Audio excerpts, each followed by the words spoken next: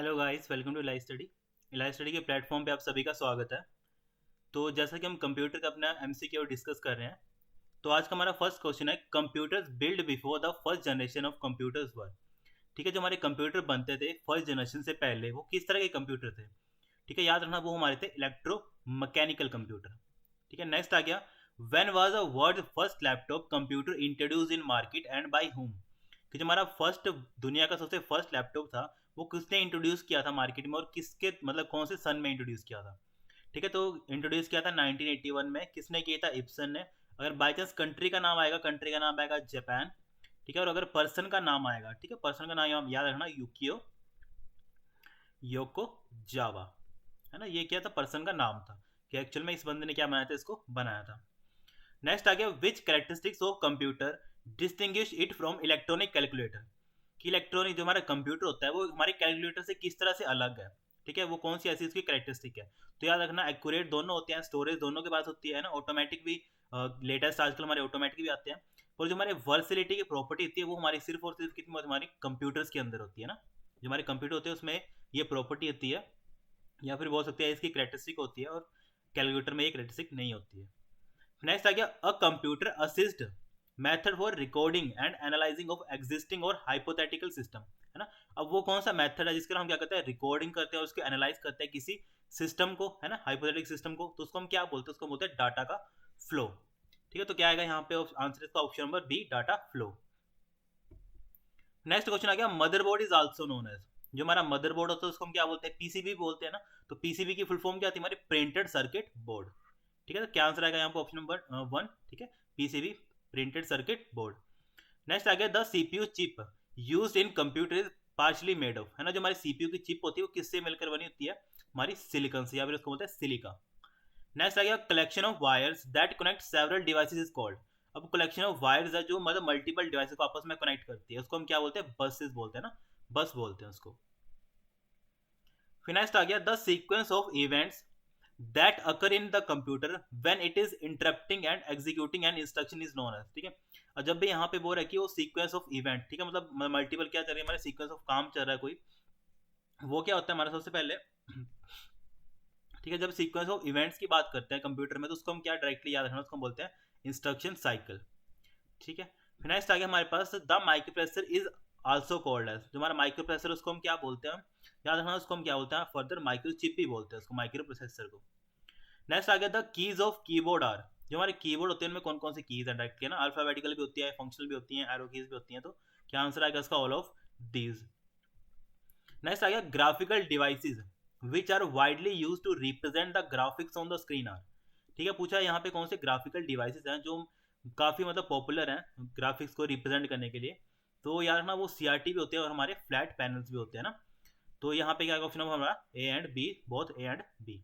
ठीक है, बाकी सीआरटी के वो पूछते हैं कि हाँ, सीआरटी की टेक्निक्स कौन कौन सी होती हैं, है ना। अगर नॉर्मल पूछेंगे तो कौन से हम पढ़ते हैं? बिट मैप, और सीआरटी की टाइप पढ़ते हैं बिट मैप और हमारे दूसरे रैंडम। है ना, बिट मैप हम क्या पढ़ते हैं? दूसरे रैंडम। ये क्या होते हैं? इसके टाइप्स होते हैं ना, टेक्निक्स होते हैं। इसके हम क्या करते हैं? ग्राफिक्स को प्रिंट करते होते हैं ना। बाकी फ्लैट पैनल में कौन कौन से आते हैं हमारे? एलसीडी, एलईडी, ये सारे सारे किस में आते हैं? हमारे फ्लैट पैनल के अंदर आते हैं। नेक्स्ट आ गया, which of the following port is use to connect device such as mouse और मॉडम? है ना, पूछा यहाँ पे कौन सा ऐसा पोर्ट है जिसकी हेल्प से हम क्या करते हैं? माउस और मॉडम को कनेक्ट करते हैं। ठीक है, तो इसमें हम बोलते हैं सीरियल पोर्ट।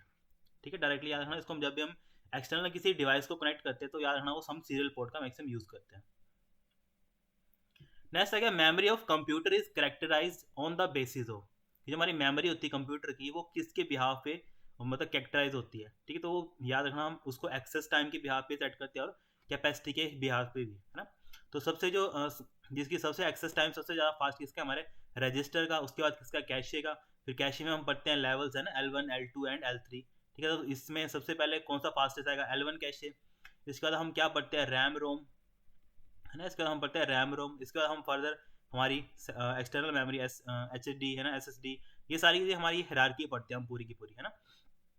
तो हम नीचे को जाते हैं, तो नीचे को क्या होता है? हमारी इसकी स्पीड क्या होती है? डिक्रीज होती है ना। या फिर हम बोलते हैं स्टोरेज यहाँ पे क्या हो रही है? इंक्रीज हो रही है ना। नीचे को जाते हैं स्टोरेज बढ़ रही है। और जब हम ऊपर की बात करते हैं तो ऊपर जाते हैं हमारी स्पीड इंक्रीज हो रही है ना। तो हम दो चीज़ों को मेजर करते हैं। ठीक है, एक तो एक्सेस टाइम और उसकी कैपेसिटी कितनी है ना, कैपेसिटी का मतलब उसकी स्टोरेज कितनी है, ठीक है। फिर नेक्स्ट आ गया which of the following is known as permanent memory. अब इनमें से मुझे परमानेंट मेमोरी कौन सी है, ठीक है। रैम परमानेंट नहीं होती है, रजिस्टर परमानेंट नहीं होती है, कैशी परमानेंट नहीं होती, कौन सी है तुम्हारी रोम परमानेंट मेमोरी। फिर नेक्स्ट आ गया removable disc is often called. जो हमारी रिमूवेबल डिस्क होती है उसको हम क्या बोलते हैं, फ्लैश ड्राइव्स, ठीक है। तो क्या आएगा यहाँ पे इसका option number first flash drive.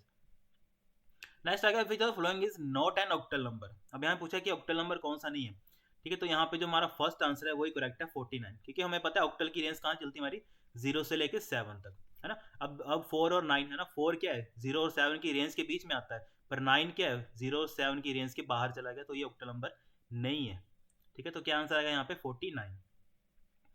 Next आ गया the computer code use to interchange the information between terminal, है ना, कि कौन सा हमारा कंप्यूटर कोड होता है जिस वो क्या करता है, मतलब इन्फॉर्मेशन को इंटरचेंज करने के लिए हेल्पफुल होता है ना। तो हम सबसे मैक्सिमम क्या पढ़ते हैं, अस्काई कोड, है ना। तो ये क्या है यहाँ पे आंसर आएगा हमारा ए अस्काई कोड, ठीक है। हम जैसे ASCII code of capital A पूछते हैं ना 65, ठीक है। कुछ इनके अस्काई कोड है वो याद कर लेना, इंपॉर्टेंट है वो सारे। फिर नेक्स्ट आ गया हमारे पास वेंडर क्रिएटेड प्रोग्राम मॉडिफिकेशन और कार्ड। जब वेंडर हमें एक प्रोग्राम की मॉडिफिकेशन करके देता है तो उसको हम क्या बोलते हैं, फिक्सेस बोलते हैं ना। अगर वहां पे फिक्सेस नहीं लिखा हो तो वहां पे क्या मिलेगा आपको, पैचेस, है ना, फिक्सेस और पैचेस।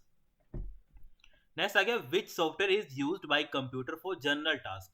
अब जनरल टास्क के मतलब मुझे मान लो किसी को मैसेज करना है या फिर मुझे क्या करना है गाने सुनने हैं, तो वो सारे मेरे जनरल टास्क हैं, तो वो सारे किसके अंदर आते हैं, हमारे एप्लीकेशन सॉफ्टवेयर के अंदर। नेक्स्ट आ गया मशीन लैंग्वेजेस। जो हमारी मशीन लैंग्वेज है मतलब बाइनरी लैंग्वेज है, 0101 की फॉर्म में जो लैंग्वेज होती है, तो सबसे पहले क्या मशीन डिपेंडेंट है, ऑब्वियसली मशीन डिपेंडेंट होगी। फिर नेक्स्ट आ गया difficult to program, obviously programming इसकी डिफिकल्ट होगी। फिर थर्ड आ गया एरर प्रोन, ठीक है, कि एरर्स को मतलब प्रोन कर सकते हैं कि नहीं कर सकते, है ना। तो इसमें ये क्या गया डायरेक्टली इसका ऑल ऑफ दीज, कि जो हमारी मशीन लैंग्वेज होती है वो इन सभी को सेटिस्फाई करती है। नेक्स्ट आ गया which of the following translator is slow in execution, कि इनमें से कौन सा जो स्लोएस्ट काम मतलब काम करने के लिए सबसे स्लो है, तो कौन सा हमारा इंटरप्रेटर, क्योंकि हमें पता है इंटरप्रेटर क्या करता है, लाइन बाय लाइन एग्जीक्यूशन करता है ना। बाकी कंपाइलर और असेंबलर, ठीक है, कंपाइलर भी वन टाइम पे सोर्स कोड लेके जाता है और असेंबलर भी क्या करता है वन टाइम पे असेंबली कोड लेके जाता है, उसको कन्वर्ट करता है मशीन लैंग्वेज में, ठीक है। तो इंटरप्रेटर क्या करता है, बस लाइन बाय क्या करता है, उसको कंपाइल करता है, उसको मतलब एग्जीक्यूट करता है, उसको ऑब्जेक्ट कोड बनाता है उसका, है ना। तो ये थोड़ा स्लो काम करता है। फिर नेक्स्ट आ गया system analyst hardware engineer programs are the type of, क्योंकि ये सारे किसके टाइप्स के अंदर आते हैं, तो याद रखना ये सारे आते हैं हमारे लाइफ वेयर के अंदर, ठीक है। तो क्या आएगा इसमें option number second life ware. Next आ गया the hardware mechanism that enables a device to notify the CPU is called, ठीक है। अब वो हार्डवेयर मैकेनिज्म कौन सा है जो इनेबल करता है device to notify the CPU, कि सीपीयू को बताने का कि अभी उसको कुछ काम करना है ना। तो याद रखना जब भी ये सारे के सारे डील करते हैं हमारे इंटरप्शन के साथ, है ना। तो अब यहाँ पे क्या आएगा directly option number B interrupt, है ना। जैसे मान लो कि सीपीयू अपना कुछ काम कर रहा है और यूजर ने कीबोर्ड से अपनी कोई की प्रेस करी, है ना, तो उस टाइम पे क्या होगा, यूजर की प्रायोरिटी ज्यादा है, तो यूजर ने जो प्रेस किया तो वो क्या होना चाहिए, वो स्क्रीन पे जैसे मान लो यूजर कोई टाइपिंग कर रहा है तो वो कीज क्या होना चाहिए, डिस्प्ले होनी चाहिए साथ के साथ। तो उस टाइम पे क्या आता है, इंटरप्ट सिग्नल जाता है ना। तो वो उसको हम क्या बोलते हैं, वो कौन सा डिवाइस होता है, हमारा इंटरप्ट का डिवाइस होता है, ठीक है। बेसिकली हम इंटरप्ट के क्या पढ़ते हैं, सारे के सारे इंटरप्ट की इंस्ट्रक्शंस पढ़ते हैं इसमें, है ना, माइक्रो प्रोसेसर के अंदर। नेक्स्ट आ गया which of the following is not a function of operating system. Operating system का कौन सा फंक्शन नहीं है, ठीक है। रिसोर्स को मैनेज करता है, फाइल्स को मैनेज भी करता है, प्रोसेसर को भी मैनेज करता है, नेटवर्किंग के साथ वो डील नहीं करता है, ठीक है। तो क्या आएगा यहाँ पे आंसर इसका option number third networking. Next आ गया M S DOS is. M S DOS किस तरह के हमें पता है, सिंगल यूजर ऑपरेटिंग सिस्टम है, ठीक है, ना ही तो वो मल्टी यूजर ना ही वो, ठीक है, हमारी मल्टी यूजर ऑपरेटिंग सिस्टम है, तो मल्टी टास्किंग ऑपरेटिंग सिस्टम है। नेक्स्ट आ गया which of the following act files act as the loader of Windows. अब यहाँ पे पूछा है लोडर ऑफ विंडोज कौन है, तो यहाँ जो हमारा लोडर ऑफ विंडो होता है वो तुम्हारा win.com, ठीक है। जैसे हमने क्वेश्चन भी आता है कि कौन सी ऐसा फाइल नेम है जो हम यूज नहीं कर सकते हैं, कौन सा है कॉम, ठीक है। तो वो क्यों है, क्योंकि हमारे जो लोडर की फाइल्स होती हैं वो होती है हमारी एक्सटेंशन के साथ .com के साथ, ठीक है। तो क्या आएगा इसका answer option number third com. फिर नेक्स्ट आ गया हमारे पास two ways to arrange multiple windows on the desktop are, ठीक है। अब यहाँ पूछा कि दो तरीके कौन कौन से हैं जिसके हम क्या कर सकते हैं, अरेंज कर सकते हैं मल्टीपल विंडोज को डेस्कटॉप के ऊपर, ठीक है। उसको हम क्या बोलते हैं, कास्केड एंड टाइल, ठीक है। इंपॉर्टेंट क्वेश्चन है, याद रखना इसको। नेक्स्ट आ गया the folder in which Windows is installed. अब जो हमारा फोल्डर कौन सा है जहाँ पे हमारी विंडो इंस्टॉल होती है, ठीक है। हमें पता है क्या बोलते हैं उसको, सिस्टम रूट, ठीक है, तो क्या आएगा यहाँ पे इसका option number third, system root. फिर नेक्स्ट आ गया which shortcut key is use to minimise all window.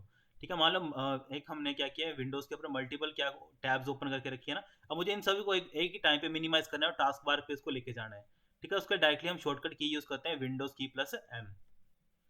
Next आ गया था software that is use to create text based document is referred as. ठीक है, अब यहाँ पे डायरेक्टली पूछा टेक्स्ट बेस्ड डॉक्यूमेंट, तो डॉक्यूमेंट कौन क्रिएट करता है, डीबीएमएस नहीं करता है, स्प्रेडशीट नहीं करता है, सूट्स भी नहीं करता है, तो क्या आएगा डायरेक्टली हमारा वर्ड प्रोसेसर्स। नेक्स्ट आ गया in M S Word frame can include, है ना, एम एस वर्ड में फ्रेम क्या क्या इंक्लूड कर सकता है, ग्राफिक्स इंक्लूड कर सकता है, टेक्स्ट इंक्लूड कर सकता है, टेबल इंक्लूड मतलब ऐड कर सकता है, तो इसमें क्या आएगा directly all of these. Next आ गया which of the following function key activate the spelling and grammar dialog box, है ना, तो यहाँ पे डायरेक्टली पूछा है कि शॉर्टकट की कौन सी एमएस वर्ड में जिसके द्वारा हम क्या कर सकते हैं, spelling and grammar dialog box को ओपन कर सकते हैं, तो क्या आते हैं वो हमारी F7। ठीक है, और अगर थीसिस की पूछी थी तब आती हमारी शिफ्ट प्लस F7। नेक्स्ट आ गया workbook is a collection of, workbook किसका कलेक्शन है, हमारा वर्कशीट्स का, तो क्या आएगा यहाँ पे option number D, worksheets. Next आ गया which of the following is use to create newspaper style columns in MS Word. ठीक है, अब यहाँ पूछा कि उसको स्टाइल अप्लाई करना है किसके ऊपर, कॉलम्स के ऊपर, तो डायरेक्टली हम क्या यूज करेंगे, फॉर्मेट कॉलम्स का। ठीक है, तो क्या आंसर आएगा यहाँ पे फर्स्ट, फॉर्मेट कॉलम्स। नेक्स्ट आ गया why which menu we can make database to our worksheet data in MS Excel. ठीक है, वे पूछा है इन्होंने डायरेक्टली कि एमएस एक्सेल के किस मेन्यू के द्वारा हम वर्कशीट डाटा का डाटाबेस बना सकते हैं। ठीक है, तो हमें क्या कौन से मेन्यू में जाना है, हमें डाटा मेन्यू के अंदर जाना है। ठीक है guys, thank you so much.